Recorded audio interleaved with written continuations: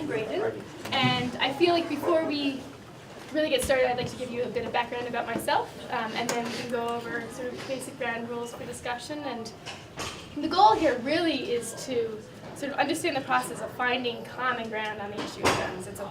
Can be a very polarizing topic, and it can generate a lot of strong emotions, but there's really a lot of places where people can find agreement too, and so we're going to be looking for that. So I'm going to close this for. That's kind of like what it is. So I actually taught social studies at the middle school level for several years before my kids were born, and then I left when my first child was born, and I was home with him. And when I was just kind of doing the stay-at-home parent thing, and then my daughter was born, and soon after she was born, she was a newborn, the massacre happened in Newtown, Connecticut, with all those first graders and kindergartners, and for me, I think a lot of parents also just sort of felt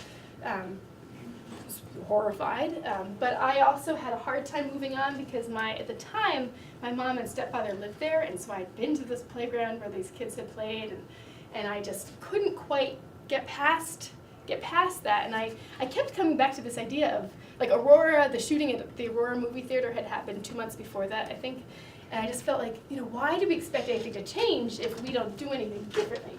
Hi.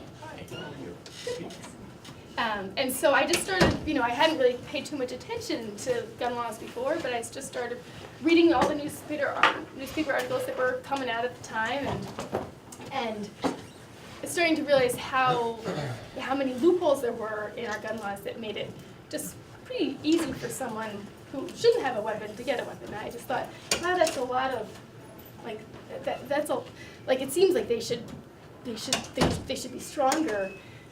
Just because it seemed, based on the polling that was released, it seemed like huge numbers of people supported things like universal background checks. But then in Vermont, at least, well, in the national government too, that popular support wasn't translating in the legislature. So I kept, as a social studies teacher, I'd always taught my students, your voice is your power. If there's something that you don't like, you make your voice heard, and make sure that your representatives hear it. And so I thought, well, why is democracy sort of not working the way it's supposed to be working? And so, I felt really powerless though. I'd never done any kind of activism, and I was one person, and I had a newborn also at the same time. So I was feeling really powerless. But then it was my husband's idea actually. He was like, there's going to be a march in D.C. for stronger gun laws, and we thought, okay, we'll go down, and we'll be part of that. And so we did, and we packed it was January, we packed my newborn and my 3-year-old in the car, and we went down, and we marched, and there weren't that many people there. It was like maybe 6,000, but it felt like we had done something. And afterwards, there was one of the march organizers was saying, try to do one thing every day for this cause when you get back home. And I thought, I think I've done my thing. Like, this seems like enough. And I didn't even know what you would do. You call your representative the first day, and then I don't know what you do the second day if you're trying to support a cause.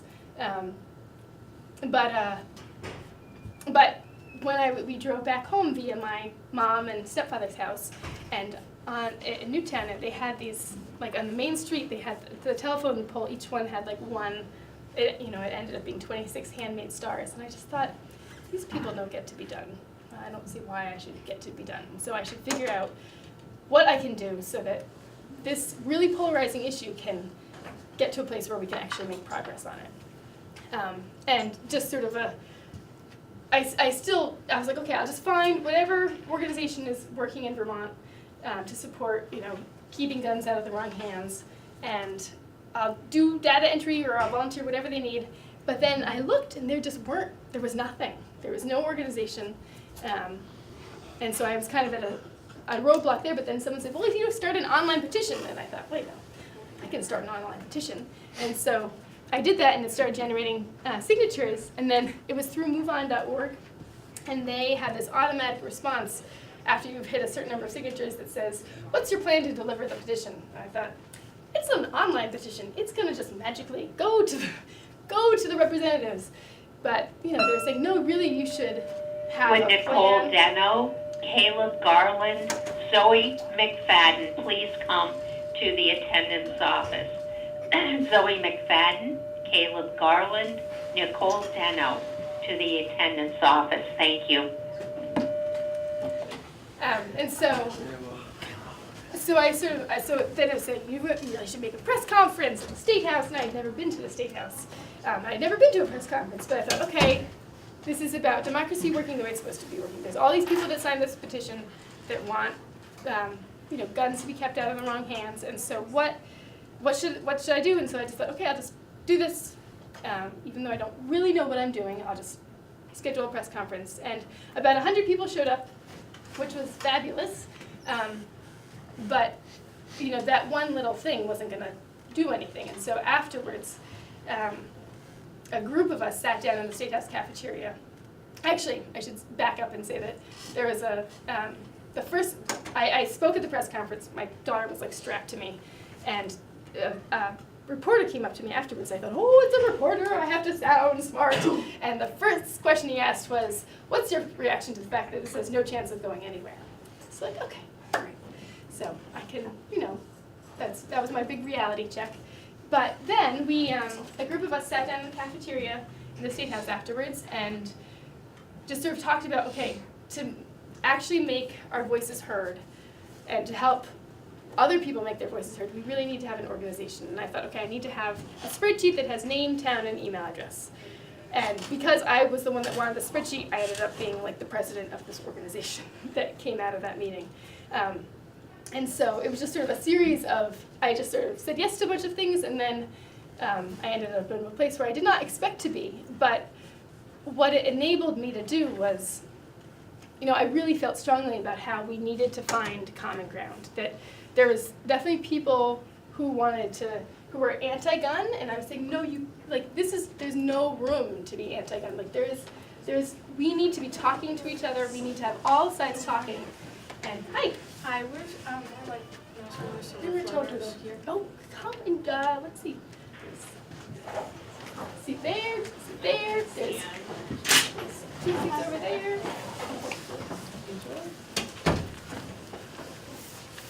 So it was one of those things where I felt like, okay, if we are creating this organization, we have a chance to create it based on the idea of finding common ground and holding up that common ground so that with a polarizing issue, it doesn't have to be a shouting match. It can be, let's look where gun owners and non-gun owners agree and try to make progress there. And so that was sort of the foundation for Gun Sense Vermont, which is the organization. And so that's a little bit of background about me. I don't really want to go into, I want to use this time so that we can get into discussing and looking for our own common ground. And so, are there questions though before I move on? Just clarifying questions. Okay, so one of the things about coming together with a polarizing issue is that you really want to look to see what are your long-term goals and what are your sort of the big picture, because that's where it's the easiest place to find common ground. And if you can start there and have that as the framework, then you can sort of work to see which pieces fit in after that and which pieces don't. And so I think, generally, most people want to have safe communities, and most people want to have their constitutional rights protected, right? Isn't it true? Both of those things, it's pretty true that generally everyone wants safe communities, constitutional rights protected. And so that can be our starting point for, okay, you can sort of check in, if you're talking to someone, you check in, are they in that same place? Do they care about those things as much as you do about safe communities, constitutional rights? And maybe they care about one more than the other. But if we have both of those things there, that can be a founding, like the ground that we stand on for this. Next, I'm sorry, I'm going right over your head. I put up some ground rules for discussion. So one is to be respectful listeners, and that means listening to understand, not to debate. One of the the things about guns is people are pretty set already in how they feel. It's about how we talk to each other. And so it's not about changing anyone's mind. It's just about opening up the conversation so that people can talk across from one perspective to another perspective and see where those intersect.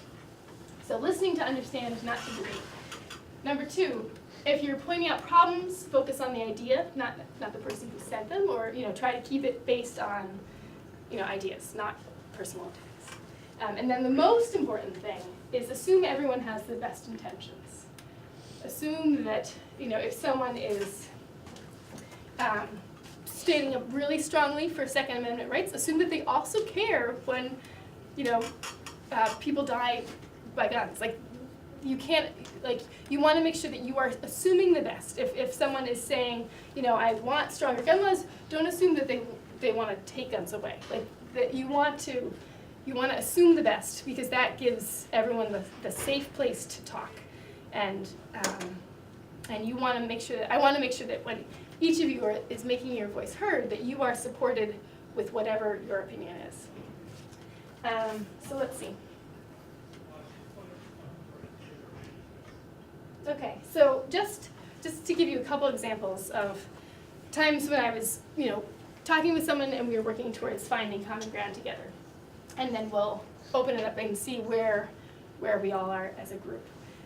So there's one of the things I started doing at the very beginning of Gun Sense was I was like, okay, I'm going to talk to as many gun owners as possible and get a sense of where is that common ground, because I wanted Gun Sense as an organization to be focused on that common ground in terms of policy.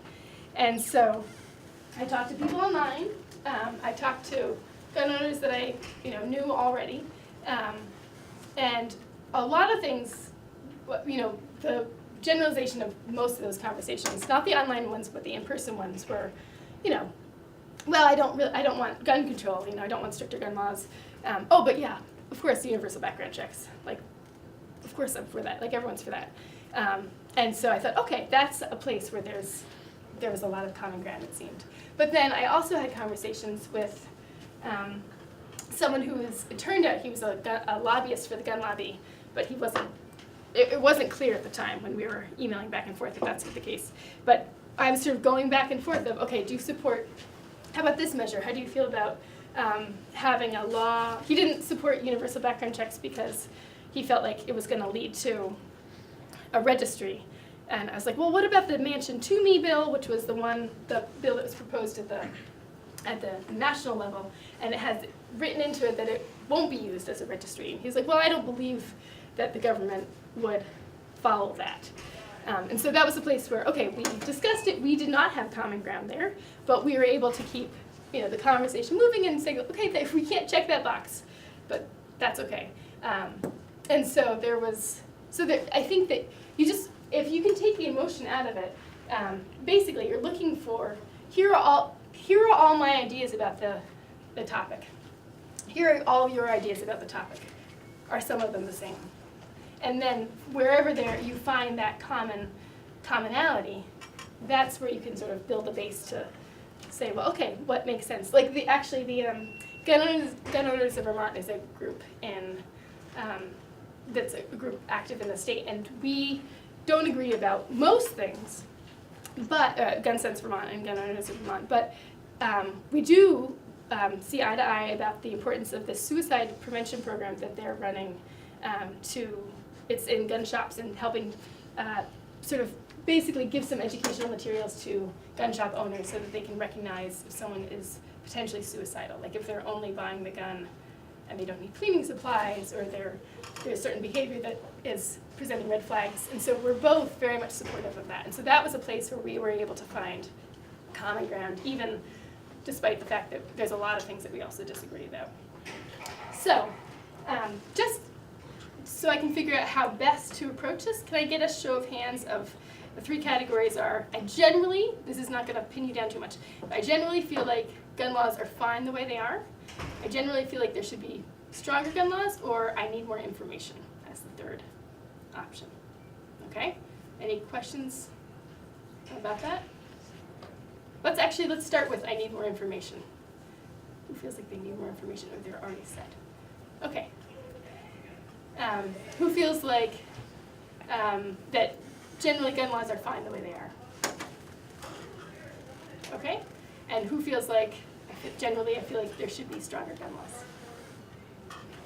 Okay, so it's, one of the things I was thinking of doing is if it was very balanced, I was going to match people up, but I think it's probably better to just have the discussion as the group.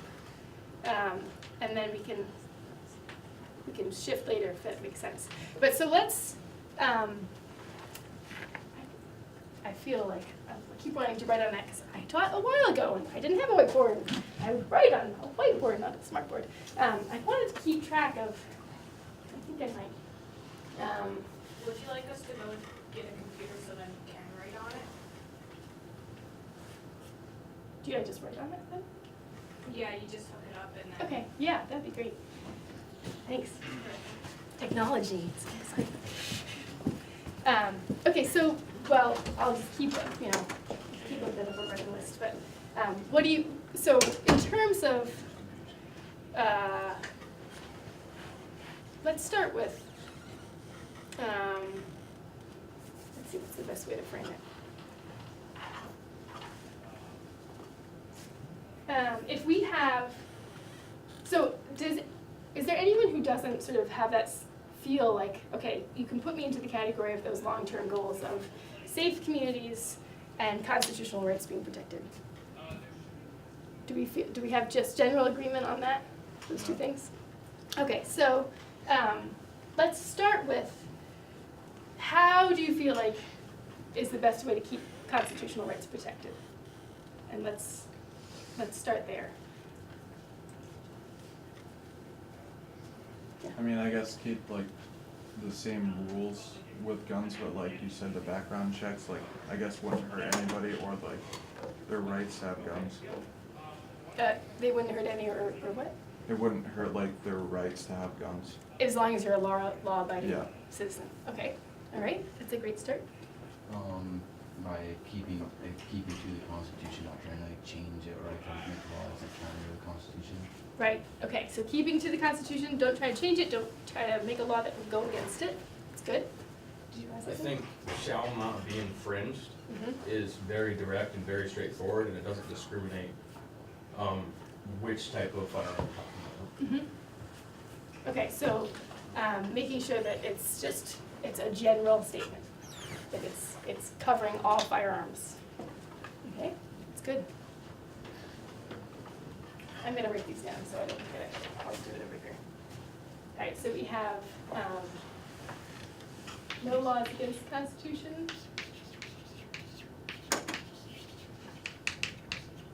And then shall not be infringed, covers all guns.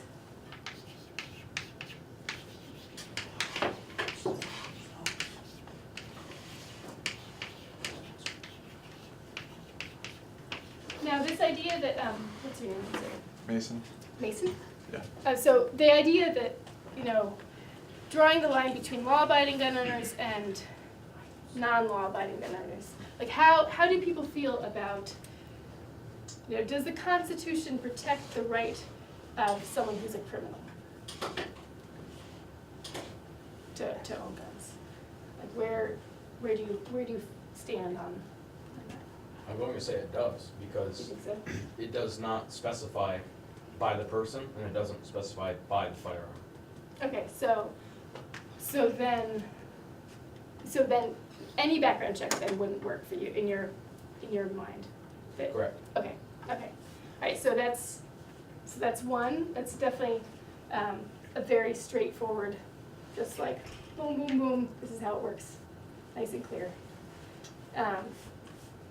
Other thoughts? To go along with what he just said, Constitution covers, in my opinion, I don't believe anyone's opinion, it covers all Americans, and just because you're a criminal doesn't mean you're not an American. Okay, so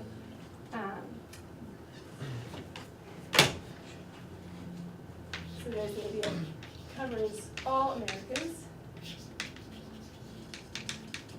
including criminals. You know, Vermont is actually one of the few states that allows criminals to vote, and you know keeps that constitutional right going, no matter what. Oh, hi.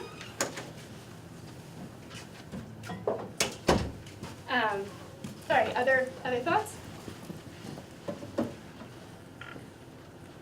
I would just like to say that people that, you know, want to change the Second Amendment and that say, well, that was written a long time ago, you know, and guns have changed since then. That seems to me like they're questioning the validity of our forefathers who built this country that we live in. And I don't think that's what we need to do. That the forefathers, everything else that they wrote has changed, has like, things have It's built evolved this and country. it has encapsulated all the change that has happened. So the longevity of the Constitution.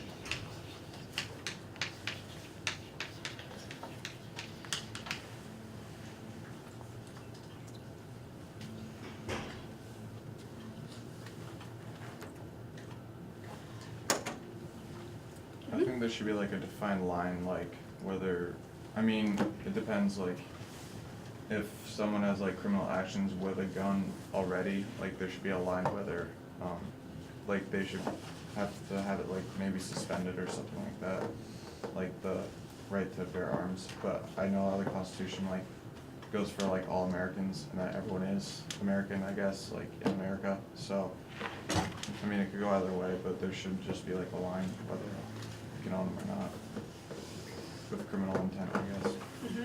Well, certainly, I mean, if you think people in jail do not have the right to bear arms, right? That would, Yeah. it would not work.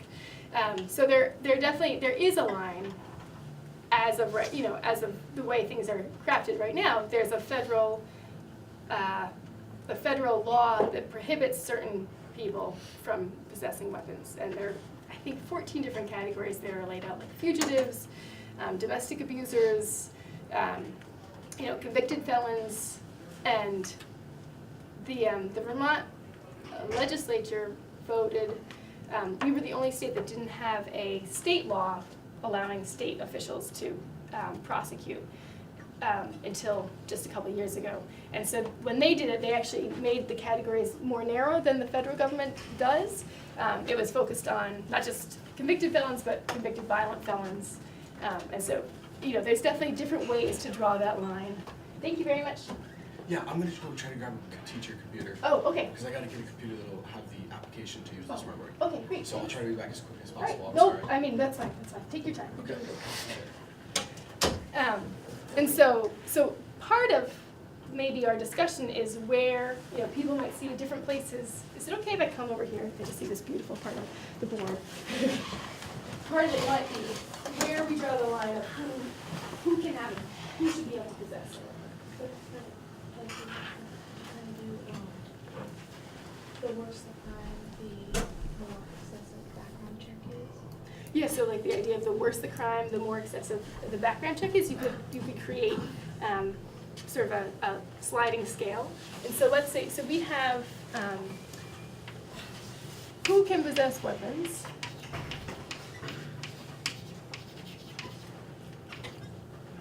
And so then we have everyone on one side, everyone. And then we have like a, so that's, there's no line there really, but sometimes you can have a line that's with the federal definitions of prohibited person.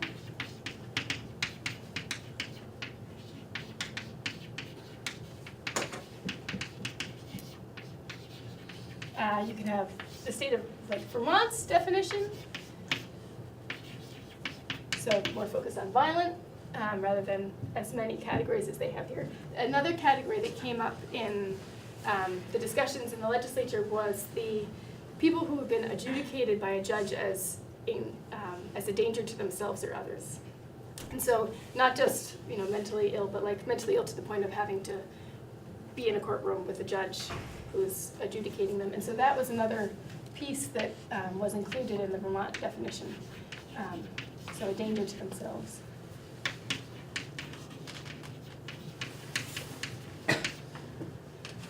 And sure there's some people, I know that there's some people who think no one should have guns. A lot of them come from other countries and where they don't have guns, and they're like, this is crazy. We don't have guns, it's fine. We don't have gun laws, we don't have gun deaths, but they're not necessarily that many in Vermont. But I think that, how many of you feel like you know where you fit on that spectrum?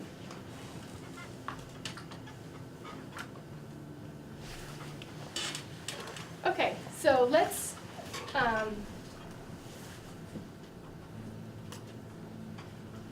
do a little exercise where what we're going to do is we're going to sort of divide ourselves in a, like we're going to create that spectrum.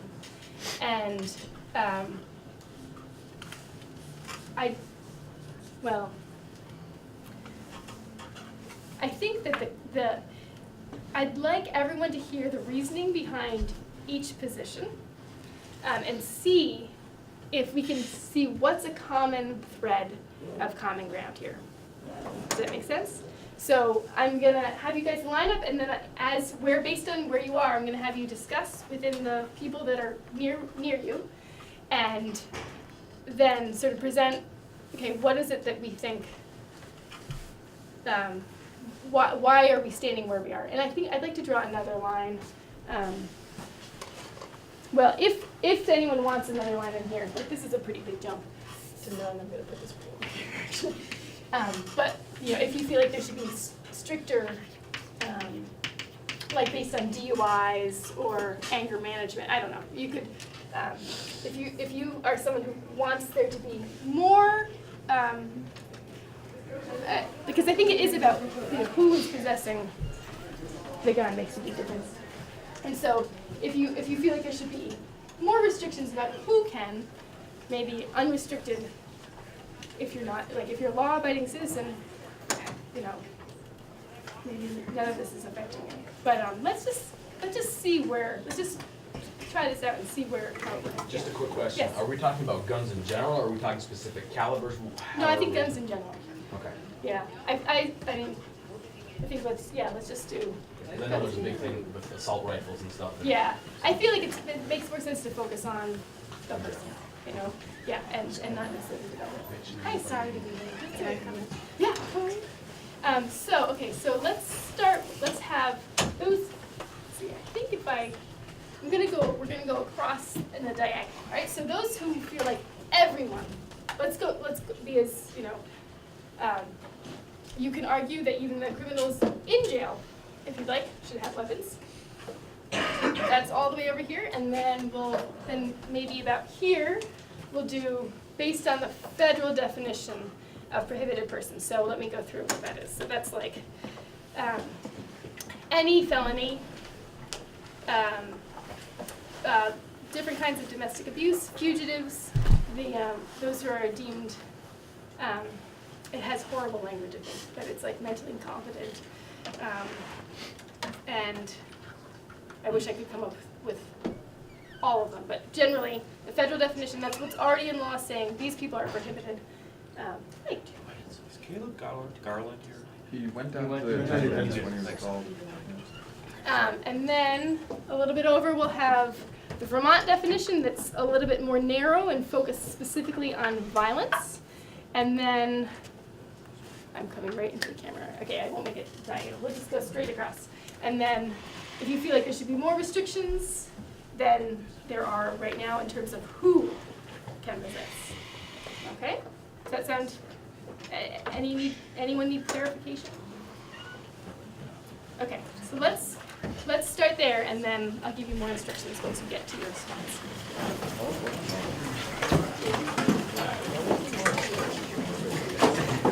Let's do it together. Present what? What am I presenting? Our ideas. Let's go. I can arm a small arm. I can arm a small arm. I don't see anything that can go wrong there. Guys, I personally think we should give a call. Guys, I personally think we should do it for an higher grade weapons. Okay, so let's start. The folks that were in this corner, who's going to present? Okay, go for it. I'm gonna use this thing. Woo! Oh my gosh. So what's your like explanation of why you think everyone should have that right?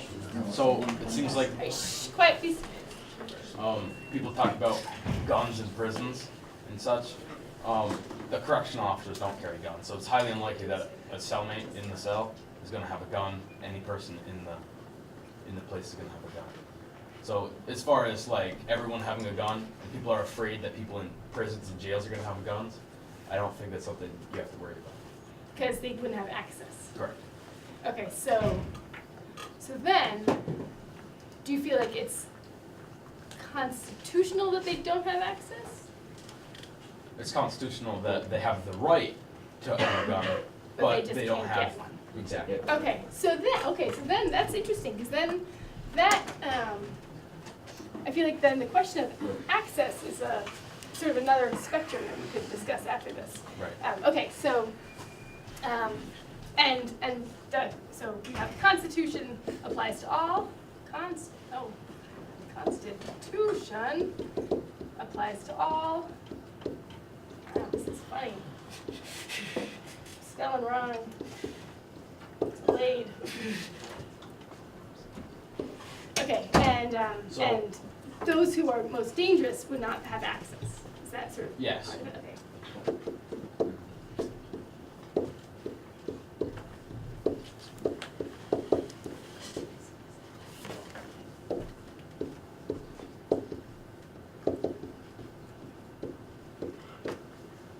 Okay. All right. So how about the group that is focused on the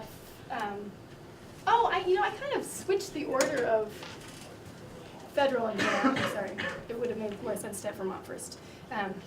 Let's go with Vermont first. That's sort of narrowly focused on the violence. So who from this group here?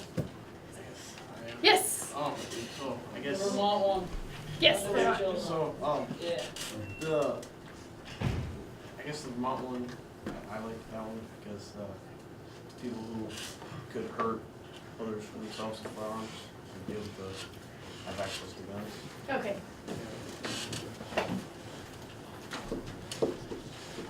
So even if they're not in jail, they still wouldn't have access because it's against the law because like of the background check. Yeah. Okay. Those who could hurt and not in jail wouldn't have access. This thing is so cool. It's completely beside the point that whew! I would have been all about this when I was teaching. Okay, so does that sum it up? Anyone else from that group want to add anything else? They're just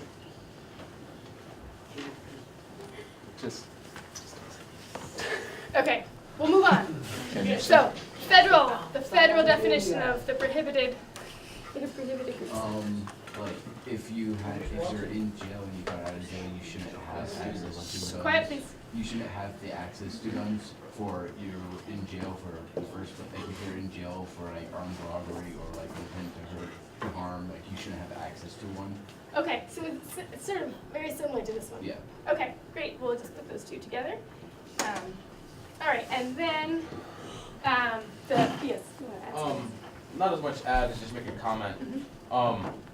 Mental health rehab, a person goes into mental health, maybe those people that haven't had help yet, they don't need a gun, okay? But people that have done the program and have made themselves better and have made progress, I think it's the same concept as jail. Yeah. If you're in there, but you've done your time, you've paid your price and you've done your sentence, it's the same thing with mental health. So if you're cured from mental health, like a rehab center, you should be able to have a gun if they deem you safe. Okay, yes. Well, I just have a comment on that. Mental health is, because I struggle with mental health issues, and I know a lot of my friends do too, and it's really not something that goes away. It can be controlled, but it's always there. Like, I know with depression, it's always like, no matter what good situation you're in, you can still feel that. And it's really just follows you for the rest of your life, and it's never fully away, so you never can be really sure Mm-hmm. Yeah, so you whether have, someone's ready. so you have layers of like the intensity, like if someone's in rehab, that's a certain level of intensity, but even out of that, there's many layers of how present it is. Yeah, and actually one of the things that was an interesting discussion in 2015 when we were trying to get this bill passed to make sure that violent felons couldn't possess weapons in Vermont.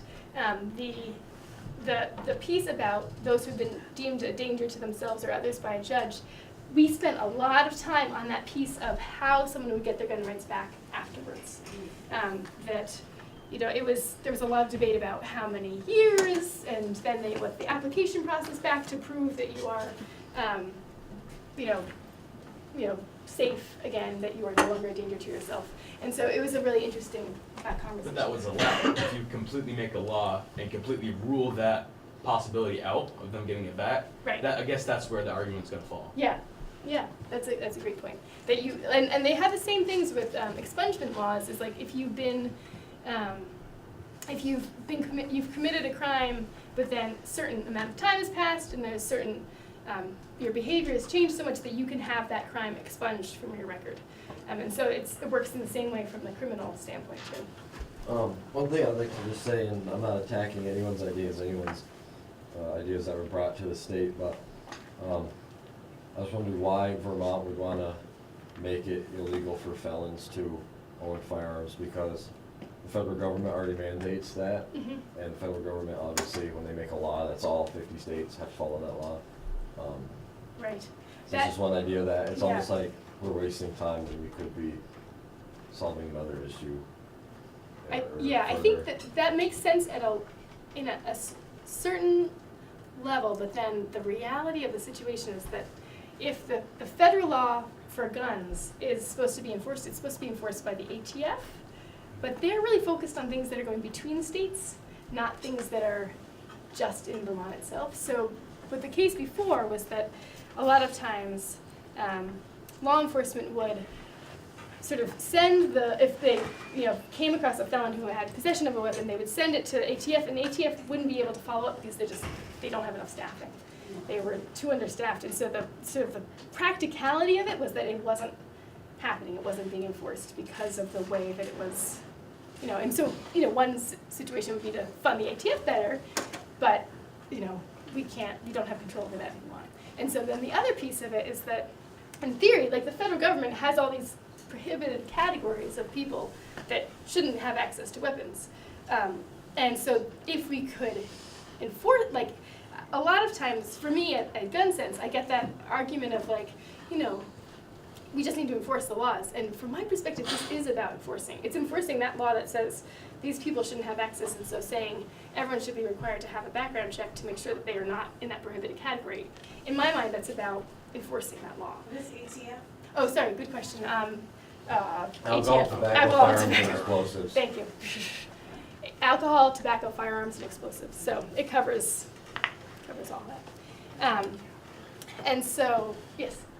Just as an example, marijuana is decriminalized at the federal level, but is No, it I think not? the other way around. Or it's not. It's decriminalized in certain states, but not in federal. Okay, so is that the same problem they're having with enforcing it, the federal level? Because people still have it, obviously. Right. I think. Well, that gets into a couple different. Part of it is that federal government trying to enforce things at the state level, if there aren't state laws to back it up, can be tricky. And so that's why I think some states have been able to decriminalize it when it's still against the law federally. Isn't that an issue between the state and the federal, not the people? Yes, it is. And then it has to go to the courts basically to figure out, is this a states' rights issue? Is it, okay, so I want to get to the group who felt like there should be more restrictions on who should be allowed. So we had a discussion, and we basically agreed on the same thing, that I think where we are right now and how many people die from gun violence a year and how much access we have to guns is right now it's a problem, and we need like stricter laws on it. And we were also talking about like suicidal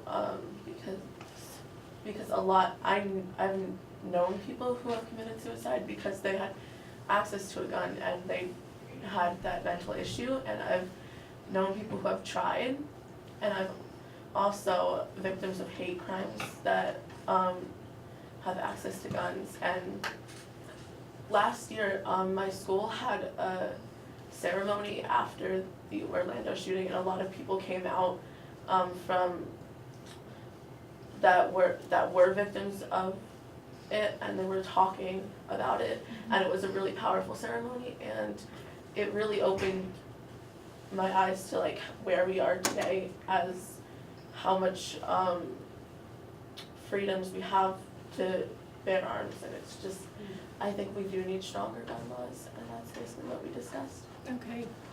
So, you want to add something? Well, we just, in our group, we also talked about, very nice job. We also talked about doing kind of restricting in concert or alongside greater support for mental health. So alongside other societal supports that would need to work in tandem. So the idea that group 2 had, that people who, those who could hurt people wouldn't have access, felt like a very theoretical statement because they do. So we want to try to attend to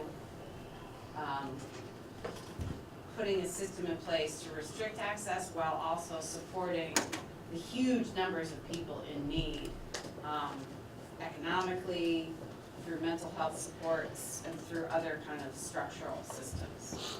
One law that was passed in California after the Isla Vista shooting, it was the one at the Santa Barbara college, it happened after the mother of the shooter had gone to the police and said, I don't think my son should have access to firearms, he's not himself, like, can you please take them away? And they basically said, no, there's nothing we can do. And 2 days later, he, killed many people. And so the California legislature passed this law, it's called the Gun Violence Restraining Order. It's based on the same idea as the Domestic Violence Restraining Order, where it's like it can be very targeted to a specific person. So it goes, someone can, like a loved one can reach out and they can go before a judge and basically make the case of why this person should not have access. And so a lot of times when we've had a mass shooting, what happens is that people go through and are like, well, that person should have had access or shouldn't have had access, and maybe they would have passed a background check, but it's still there was this pattern of behavior that was very unstable, and so it's kind of would allow a judge to go through that and make those decisions about, and it would, can be very temporary, but that's one, I think, one law that would get at what you're talking about, and certainly would help with suicides, I think.